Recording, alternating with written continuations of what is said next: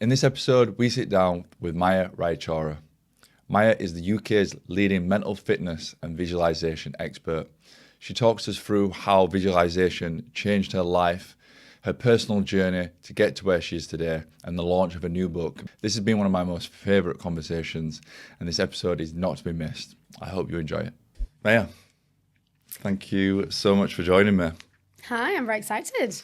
So you are the UK's leading mental fitness and visualization expert. Yes. Cool title. Yeah. So you've got to the point where you are today, but I always find it interesting, especially for the listeners and for people that follow yourself, going right back to the beginning. So where did the journey begin for you, and sort of what age did you start to discover the visualization and the mental fitness? Where did it all begin for you? Yeah, so it's an important question because, you know, when I was young, this was never really a topic that was spoken about. I guess mental health was only just coming into it a little bit. So for me, I've always been a high performer, and I played a lot of sport when I was younger as well. But everything for me changed when I was about 15 and I started basically getting rid of pain in my stomach. You know, it's normal for everyone, and you go to the doctors, you try and find out what it is. They basically told me that I had something called ulcerative colitis, which I had never heard of before. But for people who don't know, it's an inflammatory bowel disease, but it's incurable. So essentially, it's the inflammation of your large intestine, and it affects everything you do, from obviously going to the toilet, eating, drinking, anything, because you know it's the heart of so much. I was very positive. I kind of took up my chin and just listened to advice, etc. But unfortunately, my disease was so aggressive that I don't think anyone could have, I guess, told me what would be coming for me. And I really never know how to explain it to other people, because every time I try to, it just doesn't, like, words do not explain really what it was like. But I guess to give it some context, so like every day I was running to the toilet maybe like 30 times a day, and it's just pure blood. So you're really in excruciating pain, to the point that not even, like, you know, morphine can calm it down, because you really are paralyzed by what's going on. And of course, as you're going through this, it's just more medication and you try different things. So there was a point where I was on about 65 tablets daily, because you're desperate, you're trying to just get better. And then, of course, mentally and physically, it just broke me. It broke me because I was always a very confident, very bubbly, very like cheeky young girl. And I think slowly this disease was just taking all of that from me. And I think the only way to describe it is, I think as humans, we all have this like light in life, that whether it's a fire, whether it's hope, whatever it is, but I genuinely lost all my light as a person. And really then it was a journey of, okay, how do I get better? And I really had got to the end of what I could do medication-wise, doctors-wise, and the only option was surgery, where you basically remove the colon and you have a stoma bag, which, look, a lot of people live with, and it's great, but I was 17, 18. It was a really difficult decision to just go ahead with. And then there was one day in hospital where it was a nurse, she came into my room and she was like, well, Maya, like, if you weren't in hospital, where would you be? And at first I thought it was quite an insensitive question to ask, because I think, you know, my reality was so clear that it just felt like kind of like mockery. But I remember closing my eyes and I was just imagining that I was like walking again. It wasn't anything crazy. It's something we all take for granted, but I just saw myself taking a step at a time in the hospital hallway and like really feeling it in my body and showing myself that, Maya, like, you will be walking. And I remember when I opened my eyes, it was the first time where my brain was like to me, hey, what if you actually can do this? Because I kept being told, Maya, you'll be sick all your life, you'll be on medication all your life, you can't go to university, you can't play badminton again. And it's scary, like, you believe them. And so this was the first time where I was like, oh, actually, what if something could be different? So I kept kind of like just doing this for fun. I didn't know what I was doing. And then when I left hospital, I started researching, I guess, what my mind was doing. And that's really where I stumbled upon visualization. Didn't think too much of it. I kind of just kept going. I also tried things like breath work, meditation, all the different types of things you could do. But then I guess the passion of visualization turned into obsession. And that obsession is now 8.5 years later, where I have practiced every single day. I have researched every possible visualization technique. I have read every book since like the 1800s on visualization. And I sit here not only having overcome this illness, but also I'm genuinely the happiest and healthiest and most confident person I've ever been. I'm not on any medication, I don't have symptoms, and I genuinely owe my life to the power of rewiring the brain and understanding that your mind is way more powerful than any of us realize. And so today, yes, I claim and am that I'm the UK's leading mental fitness and visualization experts, because really, no one has tapped into that technique in this way. Whether it's the type of technique, whether it's how you practice it, whether it's normalizing it, whether it's realizing that you don't have to be sick or unwell to do it, but it's actually a way to, build a champion mindset. And so it really excites me that, we're pioneering a new idea of what it means to train the brain at whatever stage you're at. So that's a bit about how I got into this and where it's going to be going. I think that's amazing. I take my hat off to you. I think in the face of adversity, you've done something that a lot of people don't do. And I always say life happens for you and not to you. And if you see that way, then, unprofound things can happen. And you were sat in the hospital bed and you saw something that you could do with it. And here you are 8.5 years later. I think it's incredible. So, well done. Thank you. And I appreciate that. And I guess I will say though that I didn't always have that mindset, right? Like for maybe 4 years, it was very much the opposite. And I remember just waking up every day being like, why is this happening to me? I remember I just cry to the world or to God, just feeling like I was getting punished. And my punishment was basically disease. And I think when you're on the other side, it's easy to say oh yeah, you stayed positive or I realized that it was actually all for me. But I mean, disease and health is something that no one deserves, ever. And I'm obviously so grateful that I'm here and I'm not in pain and all these things. But wow, those 4, 5, 6 years were grueling. And part of me doesn't even know why I kept going. But so now all I've got to do is, I guess, make the most of, each moment. So when you said that for 4 years it was grueling and you're now at 8.5 years into the journey, when did you get to the point where when you woke up and you saw life becoming easier, becoming more positive? I imagine it probably wasn't just one day you woke up and things got better. It was a bit of a journey, but what was the difference between the 4-year mark and today? Do you know, I wish I could give a really clear answer here, but I think the thing I learned then and still experience is that none of that healing or growing is linear. I remember going a few steps forward and it would be such a positive sign, and then suddenly there's a massive setback.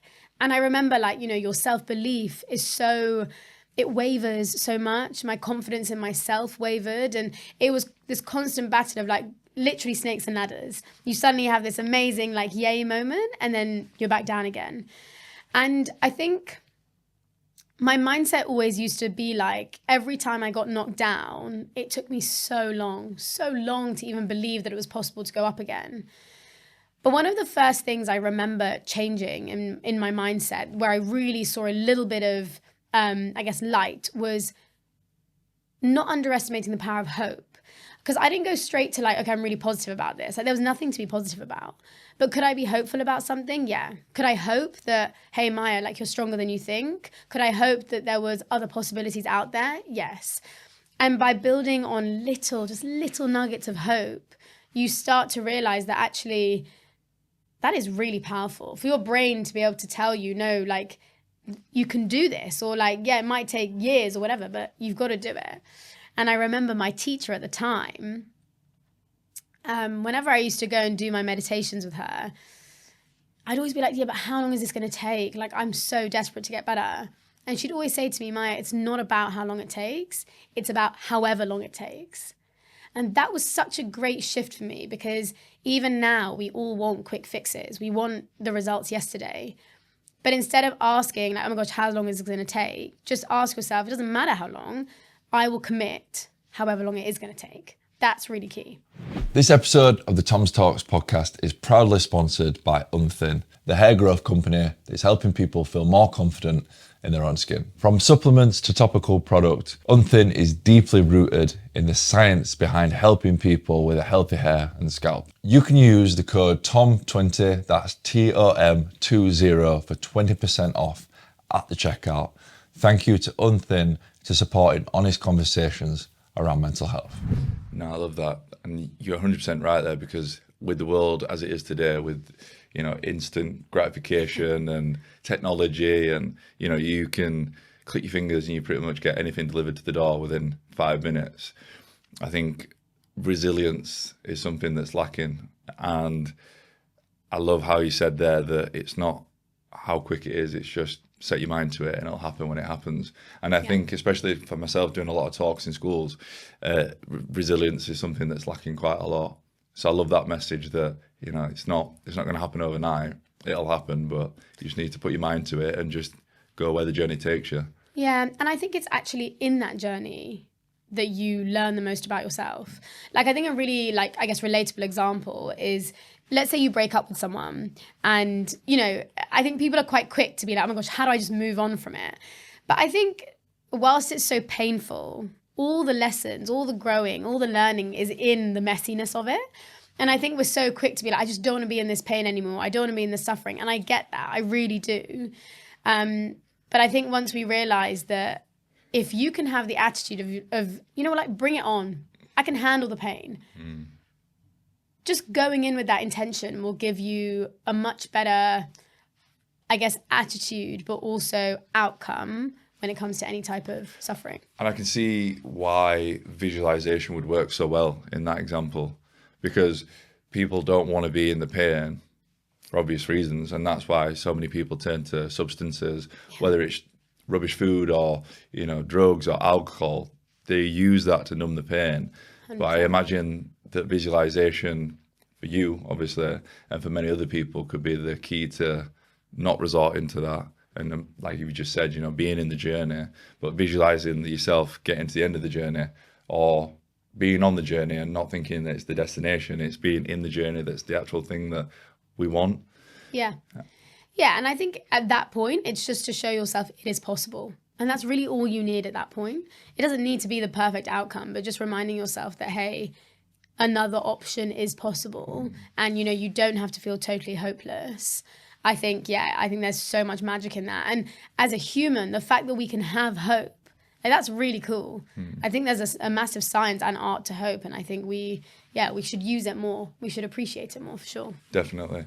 So visualization then, for some people that don't know the ins and outs of it, or to the lengths of what you do, it would be closing your eyes and seeing things in your mind.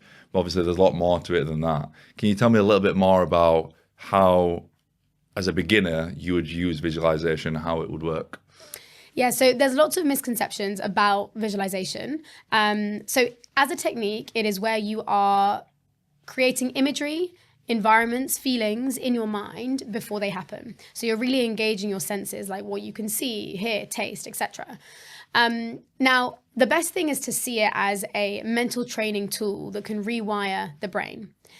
The thing a lot of people don't know is there are actually 5 types of visualization. You've got outcome, where you're seeing the goal in advance. Process, where you are mentally rehearsing a task or a performance. You've got negative, where you see the worst case scenario, but you, let's say, overcoming it. You've got creative visualization, where you're using mental imagery to manage emotions, disease, injury. And then you've got explorative visualization, which is where you basically use your mind like a whiteboard and you can get really creative. You can problem solve. A lot of people think visualization is manifestation.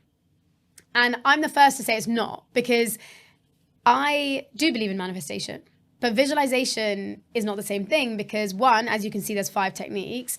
But 2, what we're talking about is the actual skill of you mentally rehearsing something for either a desired outcome, a desired feeling, or an improvement in a process.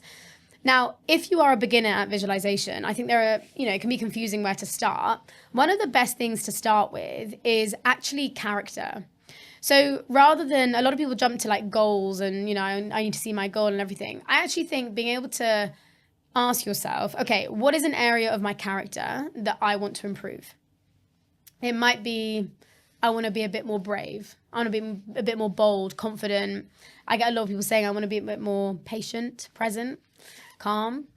And what I would suggest is you then close your eyes and you actually start to first visualize that version of you.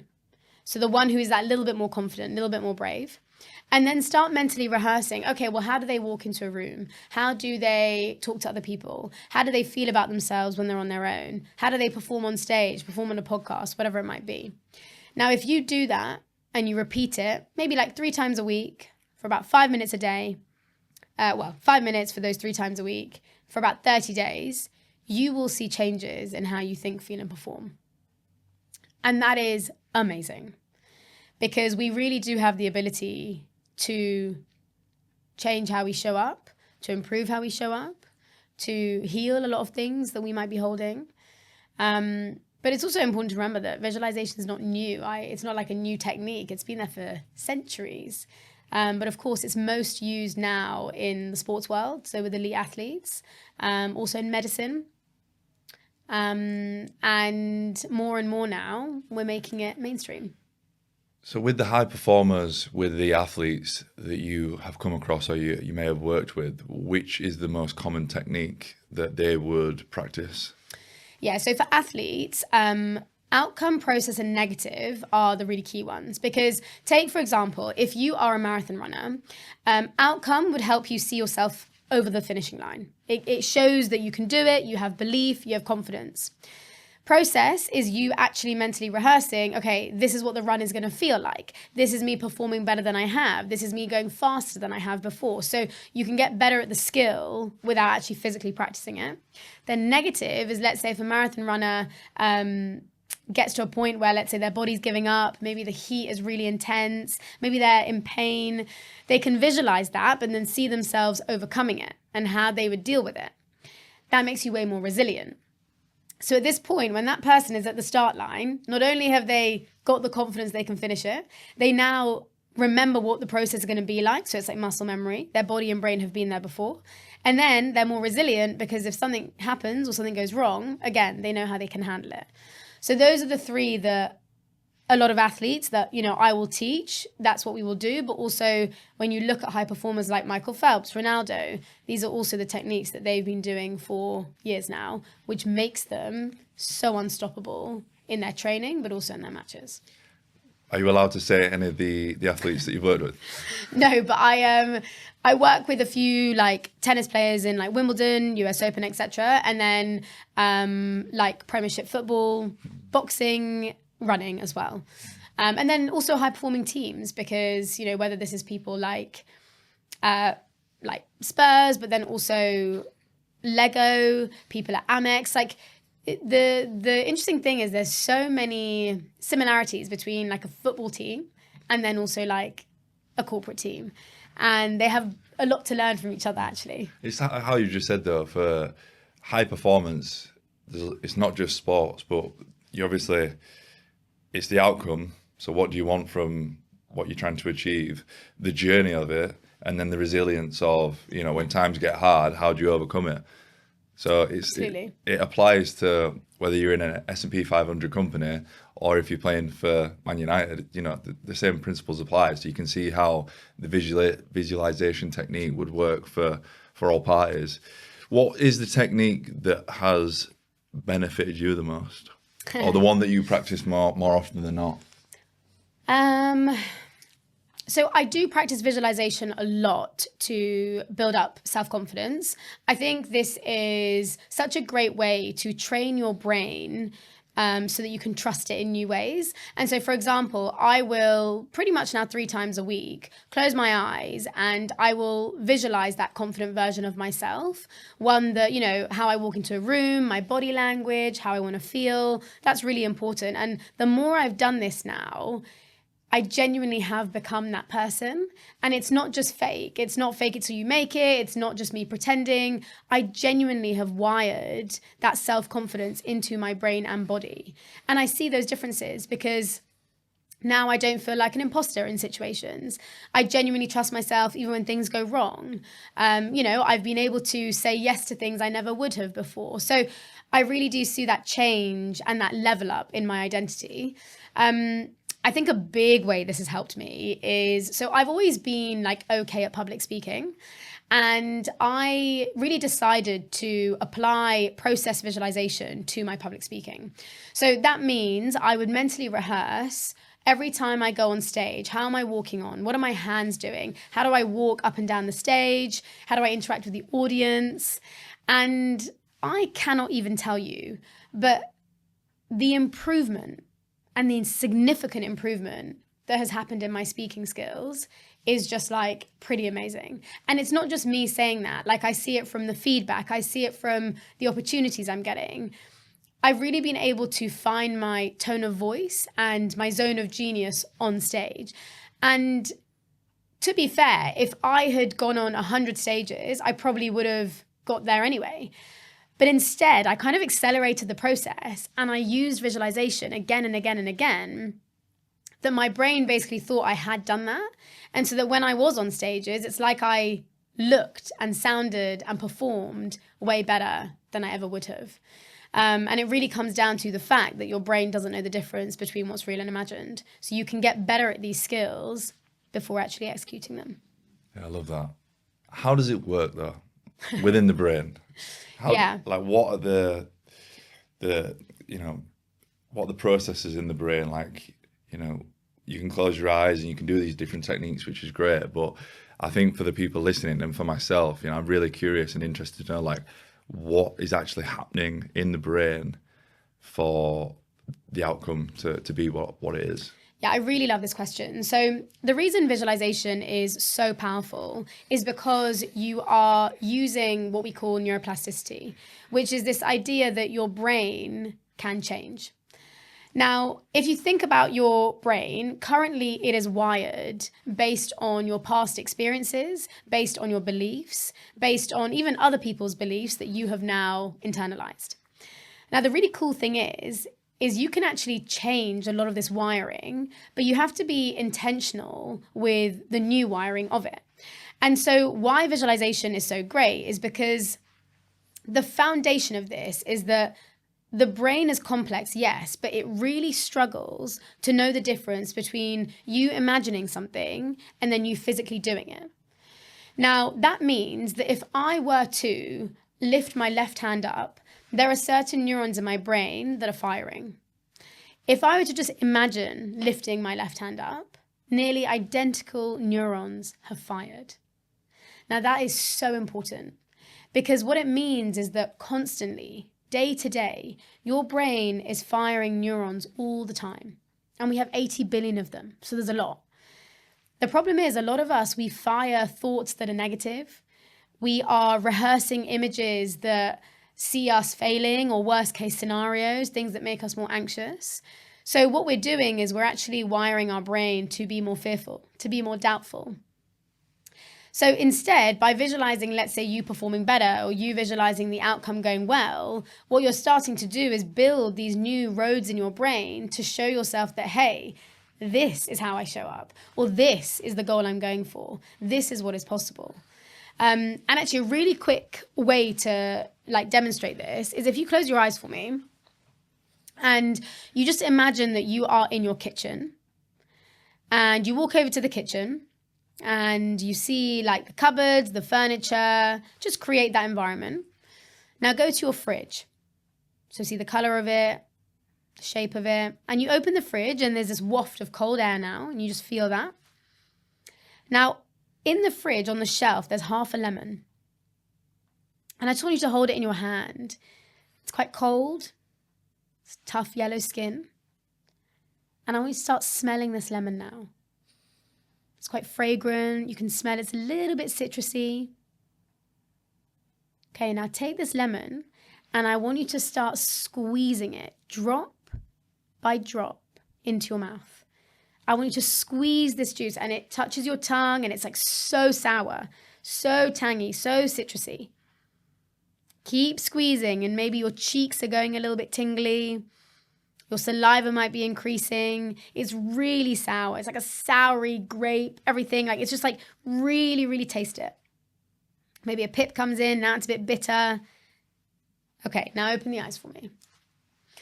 Okay, how did your body respond? Were you able to see it? Did your cheeks go a bit weird? What happened? I felt like my mouth was getting drier. Right. So you can see just in those 30 seconds that you're not obviously like actually eating the lemon, but your brain and body respond like you are.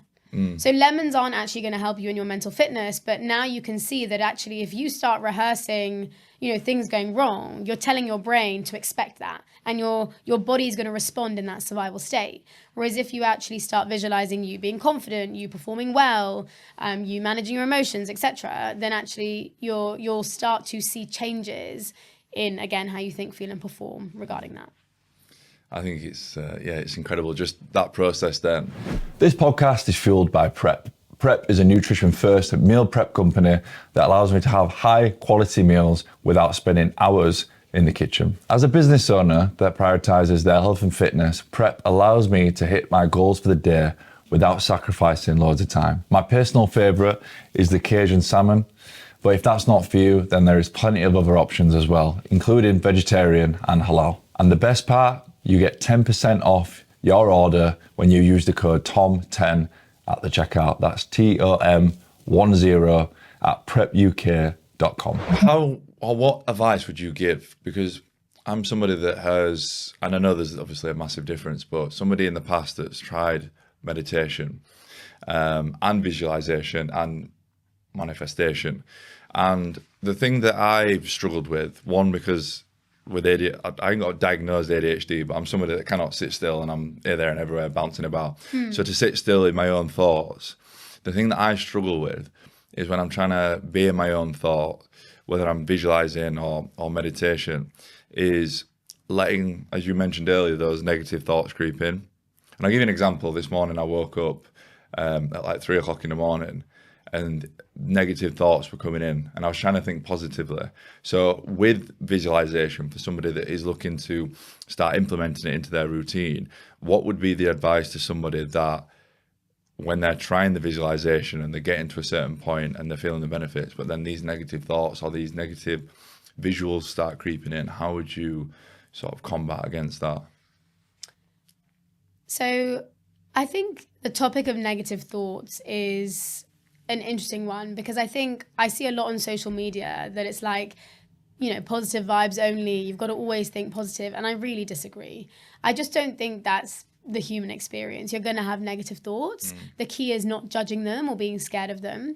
But I think with visualization specifically, that is the training. When you first start it, of course, there are going to be the negative images that come up and the negative thoughts. But if you can keep bringing it back to the thing you want to focus on, that's really where the training comes in. That's how you're going to build a stronger muscle. That's how you're going to think stronger. So a lot of people get quite scared or disheartened where, let's say, their mind isn't focusing or it's going everywhere. But I fully welcome that, because it's only when that happens are you going to be able to teach your brain to come back again and again. And one thing I have learned is whenever I work with people who, let's say, have a more active brain, maybe it's ADHD, maybe they've tried meditation and didn't really work for them, I think what lands really well with visualization is that I'm asking you to use your thoughts, not just be with them. I'm asking you to actually create them and be intentional with them and keep your mind quite active. Whereas I think sometimes in meditation, it's like, okay, the aim is, we don't attach to them. We try and clear our mind. With visualization, I'm like, fill it up, but fill it up with the right stuff. That's the difference. Because if you are filling it up with those too many of the negative images too frequently, then you're going to find yourself in that same position. So again, it starts with just like once or twice, and then repetition, and then frequency. And then with time, you'll be able to change that. I think the best analogy I would choose is, okay, when there's like fresh snow and people start walking on it, that's like you're making your first few footprints. The more and more that people walk on it, maybe you walk on it, it becomes ice, right? Now it's like pretty solid. That's basically what happens in the brain. The more you repeat that same thought, that same action, that same emotion, it becomes more permanent. Now, if I'm now telling you, okay, but we need a new thought, that new thought is going to be a few new footprints in the snow, but elsewhere. You're not going to have that new thought immediately. You're going to have to do the same thing where now we're going to repeat this thought again and again and again. So this becomes the permanent bit, like the ice, and the other one will eventually dissolve. That's really where the key is. We've got to have patience. And like, don't rush the process of becoming someone new, because it does take time. And I think that's the thing that a lot of people lack, is the patience. And going back to what you said at the beginning, we expect results straight away.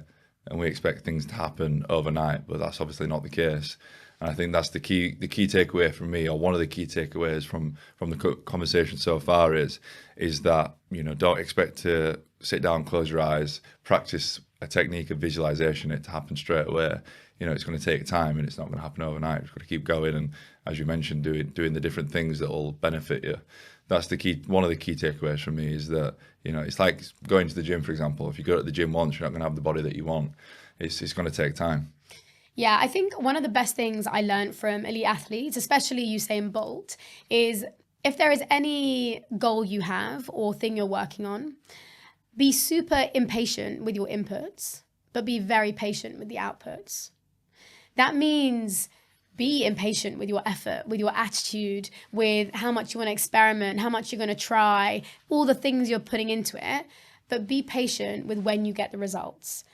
Most of us, we are so impatient with the outputs, and then we're like, oh yeah, but we don't really try as hard as we could. So really think, okay, if I could say I'm going to be so impatient with this one goal, I'm going to go for it, give everything to it, but I'm going to detach from the outcome. The score will take care of itself. Like, I really believe that. And it's such a skill to find this balance between being very impatient and then patient. But really, if you can get that balance, it will take you very far. How do you improve on that skill? Well, I think firstly it is attitude. Like, you have to be willing to, fail, be bad, all those things. I think the hardest thing people find is that outcome piece, right? We're so attached to getting the goal. And I get a lot of people say to me, like, when we do, let's say, an outcome visualization, they'll be like, yeah, but Maya, what if I don't achieve it? And I'm like, so what? It's really not about the goal. The thing about goals is that if the goal is too easy, then like, you'll probably achieve it. If it's hard, it is going to change you in the process. And it may not look how you want it to. It may not be exactly what you thought it was going to be like, but it's going to be such a worthwhile journey, because the fact that you thought it was possible is going to mean you were braver, you were bolder, you were smarter. And often the goal is actually better than you ever thought. So I think it's one thing to just remember, yes, be obsessed with the goal and be committed to it, but don't get attached to it. That's really important. And it just means that there's a bigger purpose. The purpose of the goal isn't the goal in itself. It's who you become on the way. It's what you learn on the way. And it's also what's possible. Have you heard the saying, it's not the pursuit of happiness, it's the happiness in the pursuit? And I love that. And I think I do agree. I think it's that whole thing of like, it's about the journey. I just feel like people it's so much harder to do, right? It's so easy to say that, but when you're in the journey, which is why I think the best thing you can do is just keep coming back to gratitude. Just be grateful that you even get to do the journey. Don't worry if you can't be happy about it. Just remind yourself that you get to do it. Is gratitude something that you practice daily? It is, but I realized I was doing gratitude a bit wrong. Okay. So I used to kind of just like, list off a few things I was grateful for, write it down, I'm grateful for X, Y, Z. And then the more I researched into it and the more I work with people, the research is so clear that felt gratitude is the one that really makes the difference for your emotional state and your mental fitness. So when you're just listing out things you're grateful for, it's basically activating the cognitive side of your brain where, it's like the analysis, it's the logic. But when you actually pause and you feel it, like you feel it in your heart, you feel it in your energy, that lights up so many different areas of your brain that are to do with empathy, that's to do with like joy, that's to do with compassion, and it actually physically will also activate your things like your vagus nerve, your chemicals, your hormones. And so instead of now just like, regurgitating, okay, I'm grateful for this, instead I actually just take a moment and I sit with the feeling of gratitude. So just remember that the felt experience of gratitude is always way more powerful than just the logical version of it. And I think often we get a bit stuck in the logical version. So yes, I practice it every day. And one of my favorite quotes is, success without gratitude is failure. Yeah, I love that. Right? Yeah. Success without gratitude is failure. And I witness so many high performers, elite athletes, execs, teams that as soon as they win something, it can be a deal, it can be a tournament. It's like, what's next? But like, what's the point if you also don't take a moment to just be so grateful for, one, the work you put in, two, the people around you, and three, like, look at what you did. These are probably goals and things you dreamed of. And now you haven't even taken a moment to just be grateful for it. So I think if everyone can remember that success without gratitude is failure, it will really help you to not only enjoy the journey, but it just brings so many more opportunities to be grateful, which is like amazing. Yeah, I agree 100% with that. And it goes back to the epidemic of mental health that we have in today's society. And something that we speak a lot about is a lack of purpose. It's a lack of having a goal. But like you just said, how many times do people make the mistake of, you have a goal, you have a purpose. It improves your mental health because you have something to wake up for in the morning. You get up and go. You have that spark back that you're working towards, which is great. And you're in the process, you're in the journey. But then as soon as you set the goal, you then set another goal. You don't take a moment to appreciate what you've done. And therefore that destination piece is always moving. The goalpost is always moving. So you then sort of back to square one again because you set the goal, you set the purpose because you wanted to improve your mental health. But then in reality, you're stuck in that same cycle because, like you've just said, if you never take a moment to celebrate that achievement, then you're never going to be really, truly fulfilled and happy, are you? Yeah, and I think you raise a really good point that like we always keep like raising the bar or changing the goalpost. And I think a skill that a lot of people don't talk about is like, what is the proper way to reflect? Like, how should you reflect about these things? Because yes, it's one thing to be like, oh yeah, like let's look back at my goals or where I was, but really ask yourself those hard questions of like, just go back to when you were like even a few months ago and ask yourself like, how would you have responded to something now versus then? Or what have you learned about yourself since then? What is something that you are going to take with you going forward, and what's something you're going to leave behind? I think reflection is such a superpower because I'm not saying you stay in the past, but I'm saying that it gives you so much perspective to be like, hey, look how far I've come. And again, it's not to dwell in it. It's just to simply allow yourself to honor your journey. Because we are in a world where it's always so fast paced, it's forward thinking, it's the future, it's the next.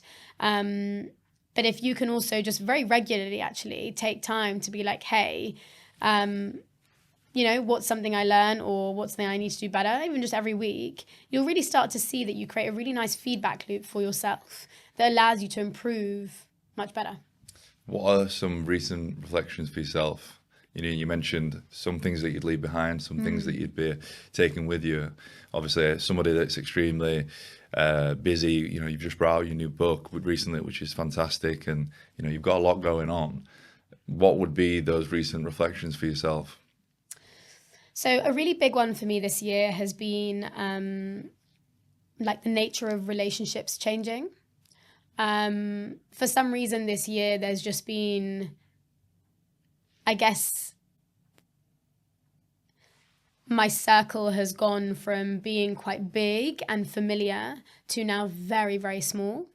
And I think initially it was something I really resisted, and it made me question, well, am I doing something wrong? Am I living my life out wrong? Am I being a bad friend? And you really do question your worth as well. But then it took me like taking a moment with myself and just being like, but Maya, are you at peace? Are you aligned? And are you doing the best you can? If so, then maybe the friendships or the relationships are meant to be leaving in your life. But the more I was resisting that, I guess I just didn't want that to be the case because it was all happening at once.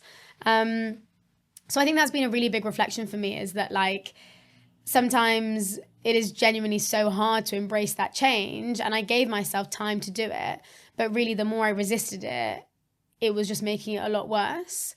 And then I think the second reflection I have has been, I've really had to be so ruthless to myself about what success really means to me, because I think the world can get so noisy. And the book is a good example where when you write a book, you have an internal reward system of you writing a book. And then you have the world's view where it's like, okay, well, how many did it sell? Is it a bestseller? Like the ratings, and both are important. But when you let the external validation tell you what success is, or if you have achieved your goal, it's really dangerous and you can feel very empty. But when you remind yourself that actually internally, what is success to me? And like the truth is, I wrote a book. Like that's insane to me. If you put me in my English class like 5-6 years ago, I would have laughed at you. And really, that is all the meaning I need. So being able to like ask myself quite frequently, Maya, what does success mean to you? Is success the fact that you can wake up like 2 hours later because you get to own your time? Is success the fact that you can actually be present with your family? Is success the fact that you can be on stage and, get to do your speaking? Like, ask yourself that question more often. What does success mean to me? Because you get to decide it. Yeah, I love that. So for the people that aren't aware, the listeners, what is the book? What's it called? So the book's called Visualise, Think, Feel, Perform Like the Top 1%. And really, this is a book that is designed to help you take control of your mental fitness, one, by learning about what it actually is. So really dissecting what does it mean to think, feel, and perform. Then we go into the intelligence part of it. So, okay, we have the awareness. Now, what do we do? And this is where we really bring in the techniques of visualization and how to really apply them to whether it's managing anxiety, it might be public speaking, it could be going for your goals, it could be overcoming heartbreak, or it could just be becoming a champion, whatever you want it to be. Then we have the execution. And this is really where, well, how do you implement it into your life? Because there's no point us talking about the importance of mental fitness if no one's ever going to do it. Like that would mean I failed. It's like talking about running and then no one ever goes for a run. So really the book makes sure that by the end of it, you have done some practices. Like that is key.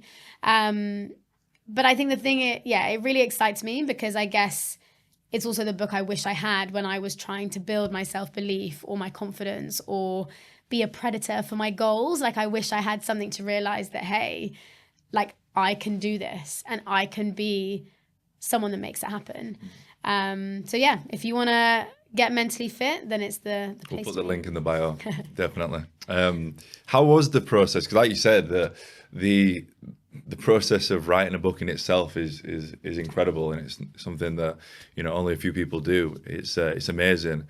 How was the process of writing it? What was the length of time? The back and forth with the publisher and actually bringing the book out. I think the whole process it sounds amazing. So talk me through that. Yeah, it's so funny. When I thought about writing the book, I had this like image of I think it's in like, I don't know what movie it is, where he's like by the ocean and he's doing it on like a typewriter and it looks so serene. And I was like, oh my gosh, yes.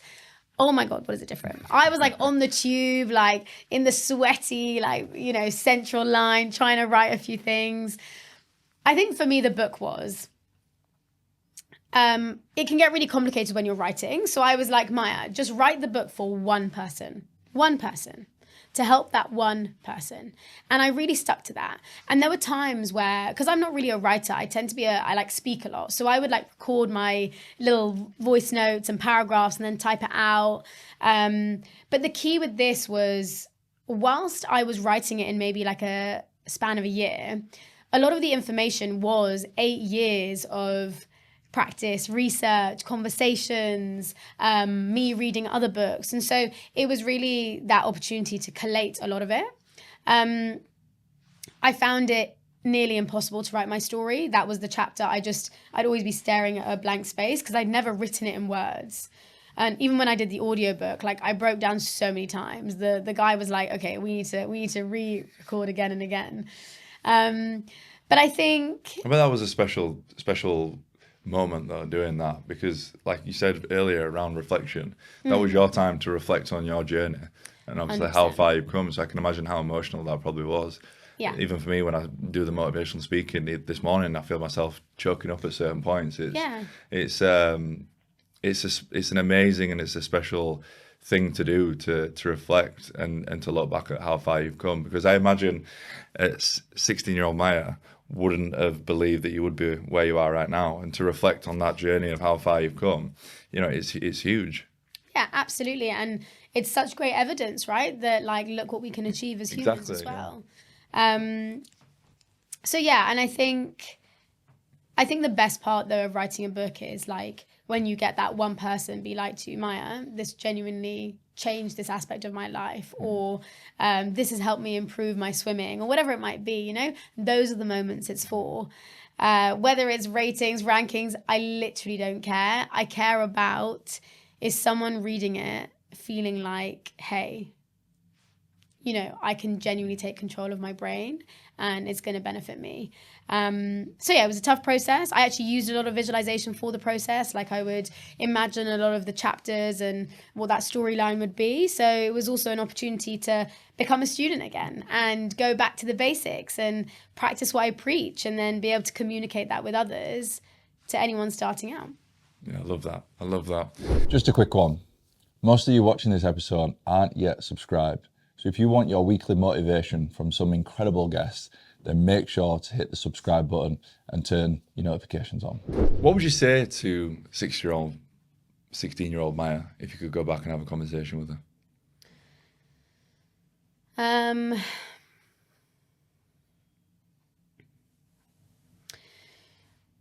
mean, 16-year-old me, she was like, do you know, I remember 16-year-old me so well, because she was so confident, yet so deeply insecure.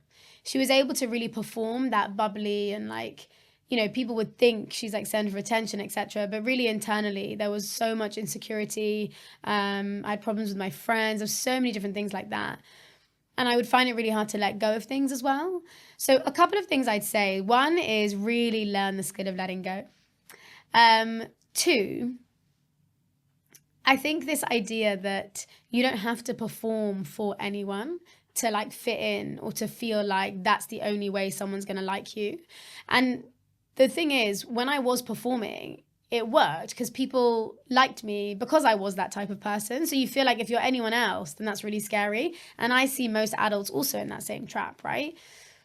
But if you can learn to just be unapologetically, authentically you, no matter how many friends you win, lose, whatever, like it will serve you. So it wouldn't be like a crazy thing. It would just simply be of like, you don't need to perform to other people for them to like you. First, just like yourself, and then the rest will follow. Yeah, I love that. What's next? What is next? So I live my life very seasonally. Like I have these massive harvest periods, then I go into hibernation, then I go into spring again. So I I'm ready for a little bit of hibernation. I love winter. I'm going to, but I think the big vision of this, building the Nike of mental fitness does still really excite me. And I next year is really about making super bold moves to make it happen. I'm ready to fail. I'm ready to experiment. I'm ready to get rejected. But there's been a lot of change and a lot of learning this year that it's time to now utilize that and implement it. And I think the really interesting thing is, since the book, actually, I've had a lot of coaches, PTs, therapists be like, oh, hey, Maya, like I do a bit of visualization, but never like this. So it's kind of making me think, like, I feel like, how do we get more people to learn about it so they can teach others? Because it's not just all going to be me. And that really excites me to scale it in that way. So still on the mission, mental fitness, as common as physical fitness, one mind at a time, one visualization at a time. Yeah, it's the mission. For however long I need to do it, I'm going to do it. Sounds good. I'm excited to see the journey, definitely. But more recently, we've got the Go Mental Festival on Saturday, yes, which I'm really looking forward to. Super excited for it. And I love the thing of like, we're making it social. So when I think about things like even Headspace, Calm, like great apps, but they're designed where you do it on your own. Like, and sometimes you even think you have to be on a mountain somewhere. Like, I love that we're making it social, and it's like train your mind with other people, learn about this stuff with other people. Just like with a fitness class, everyone's happy to go to the gym with each other. So why not do this? So yeah, I can't wait. And I think, to be able to hear what other people are doing in the space and just connect with people, I think it's a privilege, right? Yeah, definitely. I'm really looking forward to it. One, because for myself, I'm not somebody that's qualified in the space. I just speak on my own personal experiences of, losing my brother to suicide and many other things as well. And I've just been able to build a bit of a platform off the back of it through social media. And I guess that's why I've been invited down. But I'm going to be amongst people like yourself and all the other incredible guests that are coming along. So I'm just really excited to meet other people within the space. But I've got so much information and so much knowledge, and just to really absorb everything that's going on and just to meet some cool people. I'm really excited for that. Do you know, so this is a topic I think is so important because I am not a neuroscientist, nor am I a licensed therapist. And I've chosen not to go down that route. And don't get me wrong, I do get a lot of people question, well, why should you be doing this, especially in the sports world or things like that.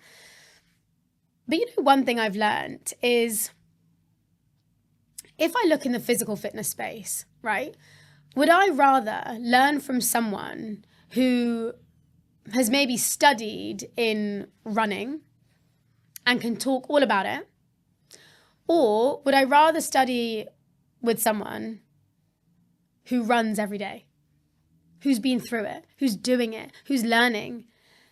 I'd always pick the second. And I think for me, mental fitness is the same, in that when I looked at a lot of the qualifications to be a mental health expert or things like that, it didn't resonate with me. It wasn't the narrative I wanted to bring to the world. And so I kind of had to choose, well, no, I need to pioneer this on my own. But yeah, like I don't pretend that I have all these PhDs and qualifications. No. What it really comes down to, similar to you, is I've dedicated my life experience and my learning and my passion and obsession to just being so knowledgeable in this one subject, and most importantly, practicing it every day, which means that like I'm not just saying it, I'm actually experiencing it. And honestly, like, I will take that to my grave, because I really do believe in the world of wellness and mental fitness and personal development, actually embodying it rather than just being an advocate for it, I think is more beneficial. Yeah, I definitely would agree with that. And it's similar for myself, a question I often get asked is how have you done it? How did you get over the loss of your brother, your own mental health struggles, and how have you got to where you are today? And I say, for me, it was just an obsession with becoming the best version of myself. Yeah. You know, it was the self-development, reading books on self-development. How can I improve? You know, practicing gratitude, the habit of, you know, why the phone is causing such an issue with your sleep and, you know, your mental health and social media. And I just became obsessed with becoming the best version of me. And I say, I've not got a qualification in it. I don't have a degree in it.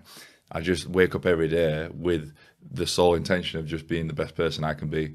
And that's waking up with, you know, the morning routine that served me so well and doing this, you know, doing what I love, podcasting, interviewing people like you know, the speaking. It's just, I've just become obsessed with that. And that's what I say to people. You know, you don't need to go to college, you don't need to go to university to get a degree in it. It's just your own lived experiences. And luckily for me, I managed to turn something negative into a positive, just like you have. Yeah. So yeah, I would 100% agree with that. Yeah, I love that. And passionate, was it? It's passionate people watch obsessed people change the world. Which I kind of love. Yeah. Because it's true. Like, you really do see that change. No, but I also love what you do. And I think it's not to say that I belittle people who have studied it. I think it's just like we've got to be open to learning from anyone and everyone. Yeah. And the one thing I'd say is in mental health, in mental fitness, in well-being, is you are the only expert for yourself. You know your body more than anyone. You know your mind more than anyone. Yes, learn from others. But ultimately, you've got to go on the journey of trying different things out, experimenting, committing, and then seeing if it actually helps you. Because everything is not for everyone. And that's a good thing. Definitely. And so honor that. Just one last question. You know, I know you touched on it earlier, but when we talk about mental fitness, obviously there's so much emphasis in the world and in society on physical fitness, you know, going to the gym, exercising, running. Like, how would you define mental fitness? Yeah, so I think a useful thing is to look at the scale, which I kind of just made up, but it resonates with me in that sense. So if we have mental health, which is the state of your mind, it's a bit like physical health. It's the state of your body. It can be good, bad, etc. Then we have mental illness, which is where the state of your mental health is so bad that you may get professional help, be on medication. So a bit like physical illness, you might be injured, doctors, etc. Then we have mental fitness. Now, mental fitness is the active maintenance of good mental health.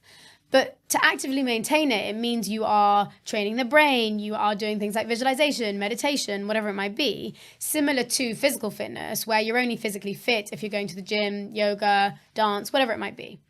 And then you have mental weakness.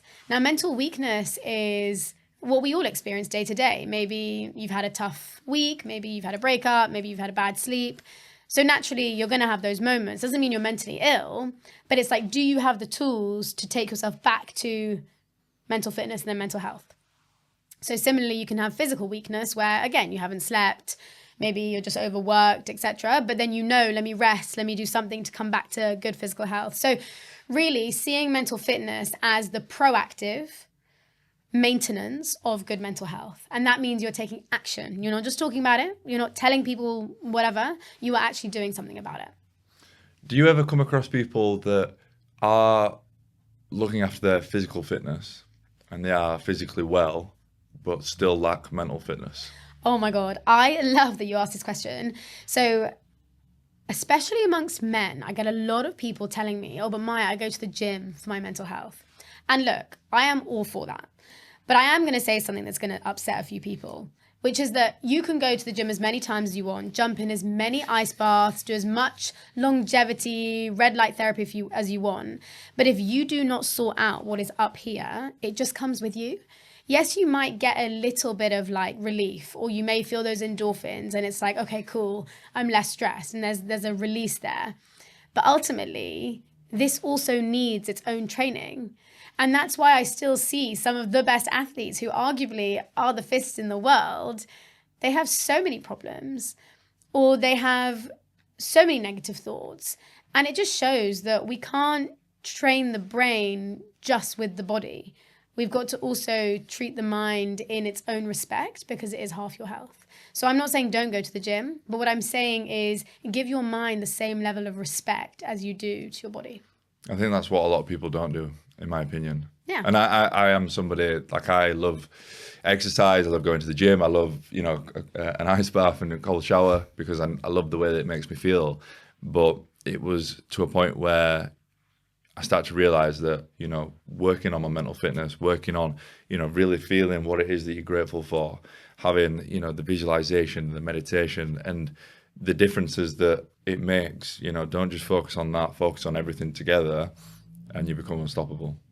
Exactly that. And it's no one's fault though, right? Like if I look back to even in our education system, we all had sports or some types of like physical education, even like just like dodgeball, right? Like you start young to move around, but we're never ever given the chance to think, well, how do you build your confidence? Well, you don't know what you don't know, do you? Exactly. But now they do because of the podcast. Yeah, that's the goal. That's the goal. I said it this morning when I was speaking at school. I was talking about, so bless her, this young girl, she came up to me after in floods of tears. And she's like, I'm just so stressed, and she couldn't get her words out.